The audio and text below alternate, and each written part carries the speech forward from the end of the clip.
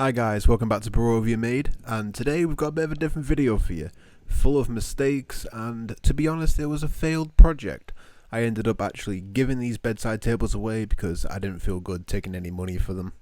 So, first thing we did was got a pallet, we stripped it all down and ripped all the boards down to size, and then once we have all the boards the exact same width, I ended up putting them through a surface planer just to get a nice flat edge to achieve a nice seamless glue up. And this is the reason why I like to rip all the boards down to the same length, because it means I have a nice flat surface to run through the surface planer.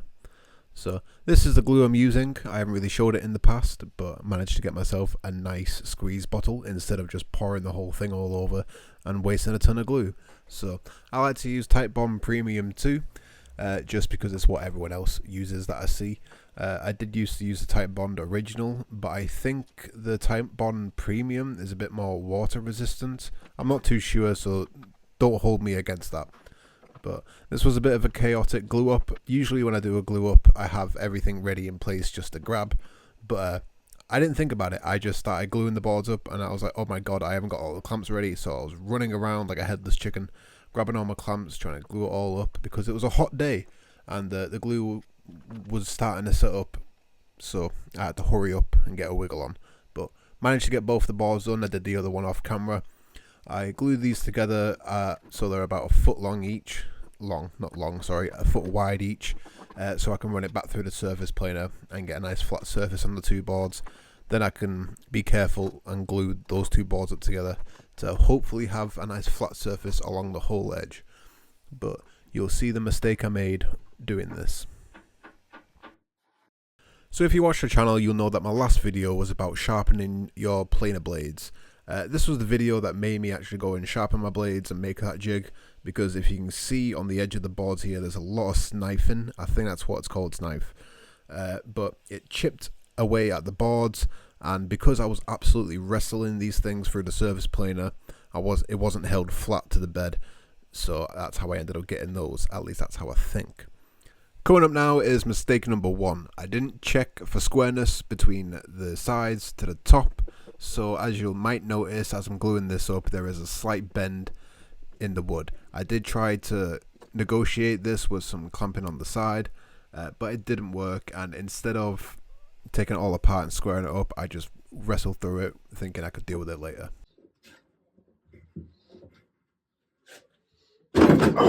This is what happens when you try to botch a broken tool into working. And for anyone out YouTube watching, that's just a little bit of red paint on my wrist. Don't push me out the algorithm.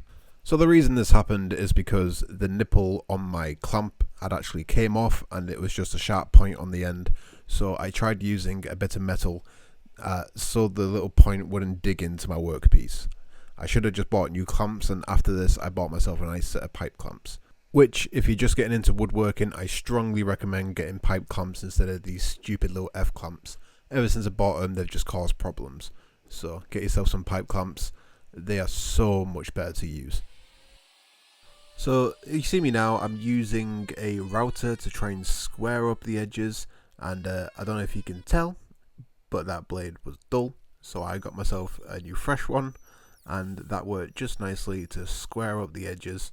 And I found this is a lot easier to use than my handheld saw, which is just a headache to use. The plate is out of plumb with the actual saw blade, so it just doesn't cut straight, and it's just a headache to use. And for some reason I opted to use a handsaw to cut this table in half, and as you can see in the table, there is that bend I was talking to you about. I never ended up actually fixing it. I used the table base to sort of push it flat, which you shouldn't do, and was one of the reasons I actually gave this table away. So as you can see here, I'm going to attempt to do my first ever bow tie, and I wasn't too worried about messing it up because I needed to shorten the table anyway, so this part will be getting cut out. But I thought, I like the look of bow ties, why not give it a go? I want to see how close I can get it, but there's only so much you can do with dull chisels. As you can see, it all blew out the back. I do not have the money to go and buy some nice chisels, so this was just a little experiment, a bit like a proof of concept to see what it's like and if I can achieve what I want with the tools I have, and if I ever needed to do something like this in the future, will I have to buy tools or can I do it with what I have? And as you can see here, I probably made this bow tie a bit too tight as it blew out this part from the back. So probably should have drove it in a little bit more carefully, but look at the state of it. There's no point really trying your hardest at it. So I just put a bit of glue on it, and then I'm going to mix in some sawdust just to see what it'd look like after the math, to see, you know, can I botch it to the point where it looks half decent. But at this point, I'm not intending on keeping this in the actual piece. I'm just having a bit of fun and really just trying to gain some experience, because you don't really know what you need or how you could have done things better unless you've already done it. And one thing I'd do is I wouldn't use a pencil to mark out my bow tie again. I'd probably use a razor blade, just so I actually have somewhere to put my chisel in and have a more accurate mark out of where my bow tie is going to go. So I just chopped off the end and give it a rough sanding just to see what it's like looking around, and it's kind of hard to tell with the pencil marks at the minute, and even after I sanded it all off, some of the pencil marks still stayed there. So yeah, and there's a big gap down the bottom there. That's because the piece that I glued back in is pushed out, as you can see from the sides here. It's, you know, it's not flush up against it, so that's where that gap's coming from. But for my first ever attempt at a bow tie, I don't think this is too bad. I wouldn't let it go out of my shop, but I'm pretty proud it's my first ever bow tie, so yeah.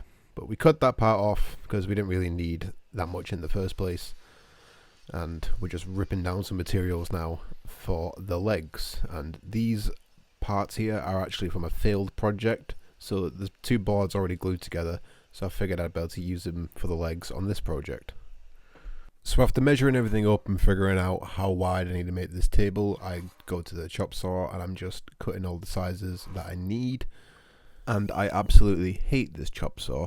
I can't remember what brand it is, but basically after every single cut the blade moves, so I need to stay on top of, you know, calibrating it and making sure it's right, because the second you take a couple of cuts it just goes out of whack again, and then you no longer have a square cut anymore.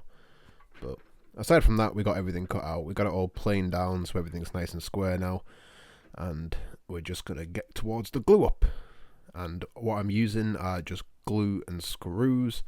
It's not the strongest way to put these together, but at this point I'm pretty defeated and thinking that this table's not going to work very well, since the top seems to be very brittle. But I've had worse problems in the past and I've still made a really nice piece out of it, so I figured I'd just carry on with it. And this is just a friendly reminder to wear your eye protection. Don't be like me. I got a bit of a chip flung straight into my eye when trying to turn the chop saw off, but luckily I had my safety squints on hand and it didn't go into my actual eye. It just flinged up and I felt it.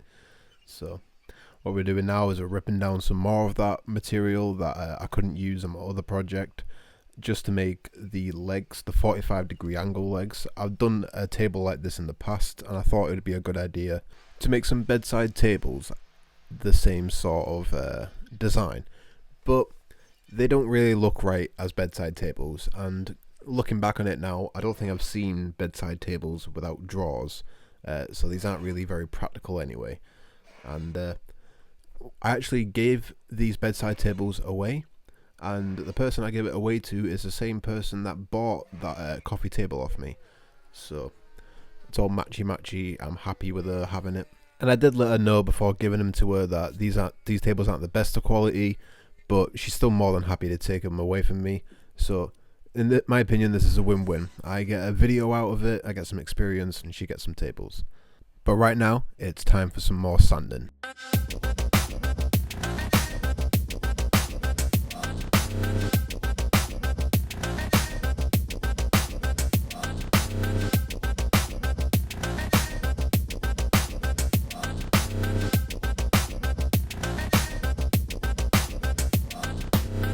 Hope you like the little sanding montage there. I'm trying to become more of a YouTuber, so I'm trying to get a bit better at editing.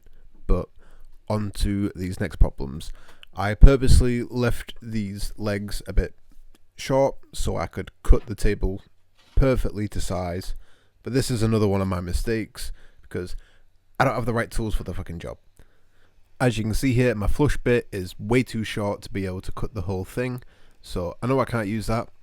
But I do have another bit in my set which I have no clue what you even meant to use it for, but I figured I could go ahead and try it because there's no cutting edge on the end, so I could use that to run against that piece, and the part that cuts is long enough to cut the tabletop.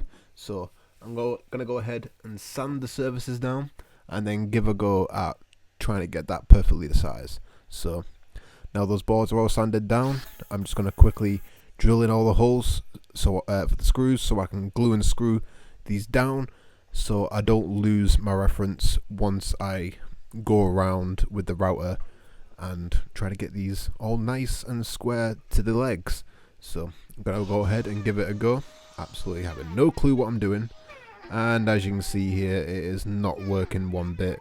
It's just burning up, it's rubbing, and the bit actually bent.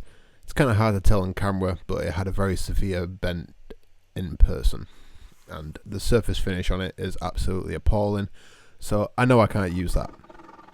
I did try just to go back to hand tools and try saw it flush, but who wants to use hand tools? It's a headache, and it's hard to keep a straight line without any surface to reference off, really. So I'm just going to go ahead and try use the flush route a bit. I know part of it isn't going to go all the way in, but I'm just hoping here for the best. And we have a little bit of a disaster on our hands, since the router bit just broke on me. The ball bearing in the top of it just came straight off, meaning the rest of the piece just dug straight into my work, and at this point I'm just defeated. This project isn't working well, so I just ended up busting out my old hand planer, which I absolutely hate with a vengeance. I don't know why I haven't thrown it out. It doesn't take a straight cut, it digs in, the foot of it isn't square, it wobbles around, there's a million and one issues with it. And you can see here, there's a lot of snipe, like I said before. I don't know what you call it, but yeah, it's bad. And with the wood I'm using, it just seems to want to chip out.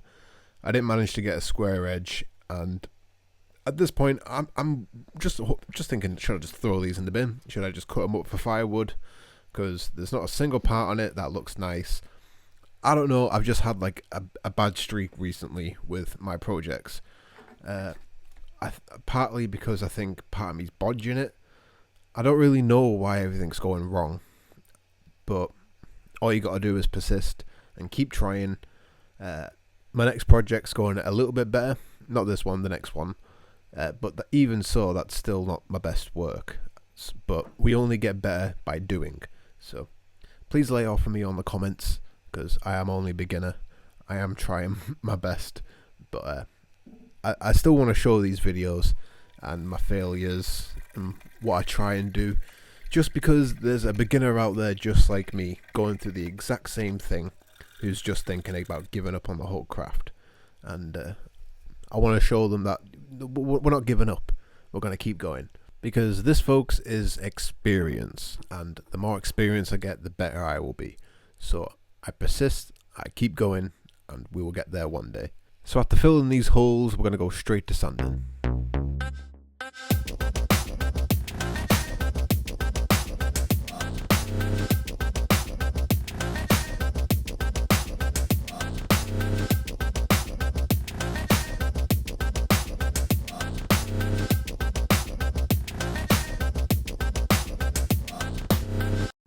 So I tried using this router and I just didn't like the look of it.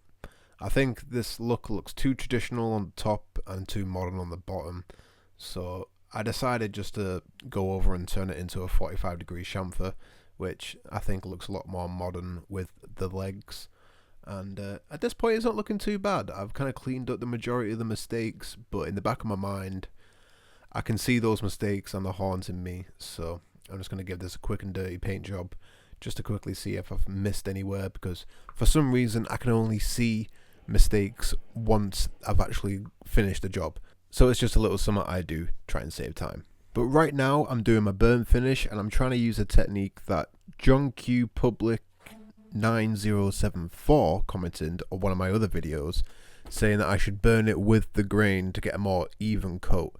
And as you can tell on one table and the other table, I did the even strokes along the whole cross of the grain, and I did the other one where how I usually do it. I just burn it in circles, and I can't see much of a difference. But to be completely honest, these are quite small tables, so there's not a lot of surface area to cover. So maybe that's just what's happened. But here are the two tables, and as you can tell, these tables just do not resonate with me. I can't look at them and think, yes, that's a beautiful piece that I've made. And they don't look half bad. The people around me that I've shown them, they say, they look good, you should sell them, but I don't feel good about selling these. So I gave them away to another client that I used to have, and she's very happy with them. So in my own opinion, this project was a failure from start to end. I just don't like this table. I made so many mistakes, but I'm here posting the video anyway because people need to see this stuff. There's so many other woodworking channels out there that just show everything going perfectly, and if something doesn't go right, they don't post the video. But I'm trying to post this as an inspiration to keep pursuing your project, keep pursuing your work. You will get better one day, and I will get better one day. I will make beautiful pieces one day, and I'm going to keep making these failures until I get to where I want to be as a woodworker. So I hope you stick around, I hope you see me grow, and I'll see you in the next video.